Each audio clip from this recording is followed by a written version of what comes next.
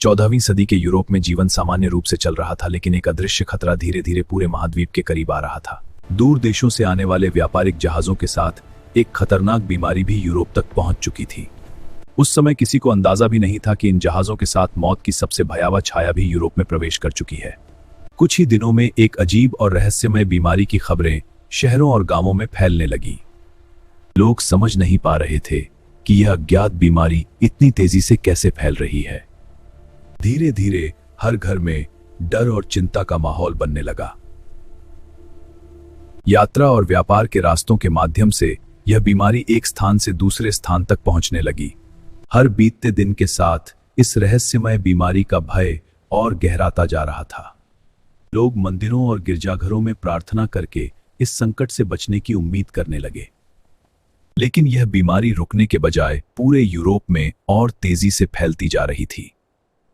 गांवों से लेकर बड़े शहरों तक हर जगह लोग इस अदृश्य खतरे से डरे हुए थे। व्यापारिक मार्ग इस महामारी को दूर दूर तक फैलाने का माध्यम बन गए थे।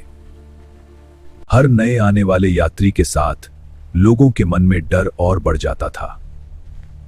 कुछ ही समय में शहरों की चहल पहल कम होने लगी। कई लोगों ने इसे ईश्वर का प्रकोप मानना शुरू कर दिया। डर और अनिश्चितता ने पूरे समाज को जकड़ लिया था। जहां कभी बाजारों में भीड़ होती थी, वहां अब सन्नाटा छाने लगा। हर कोई यही सोच रहा था कि यह महामारी आखिर कब खत्म होगी। खेती और गांव भी इस आपदा से बच नहीं पाए। हर रास्ता मानो इस बीमारी को आगे बढ़ाने का जरिया बन गया था। धीरे धीरे शहरों में डर का साया और गहरा होता गया। यह महामारी अब पूरे यूरोप को अपनी चपेट में ले चुकी थी। राजा और शासक भी इस संकट को रोकने में असमर्थ दिखाई दे रहे थे।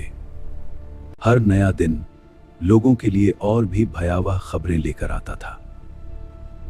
यात्राएं इस महामारी के फैलाव का सबसे बड़ा कारण बन गई थी। जहां से यह बीमारी आई थी, वहां भी अब डर का माहौल छा गया था। बाजारों और गलियों की चहल पहल लगभग खत्म हो चुकी थी। धार्मिक स्थानों पर लोग इस संकट से मुक्ति के लिए प्रार्थना कर रहे थे। पूरे महाद्वीप में इस महामारी का प्रभाव साफ दिखाई देने लगा। शहरों की रफ्तार जैसे अचानक थम गई थी। इस त्रासदी ने लोगों की जिंदगी हमेशा के लिए बदल दी। जहां कभी भीड़ हुआ करती थी, वहां अब केवल सन्नाटा था। ब्लैक डेथ ने यूरोप के शहरों की आत्मा तक को हिला दिया।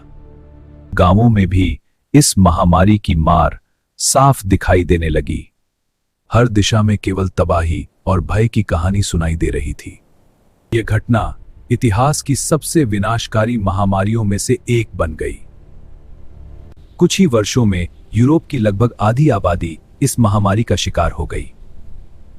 इस त्रासदी ने समाज और इतिहास दोनों की दिशा बदल दी। ब्लैक डेथ की कहानी आज भी मानव इतिहास की सबसे भयावह यादों में से एक है, और इस तरह एक महामारी ने पूरे यूरोप का भविष्य हमेशा के लिए बदल दिया।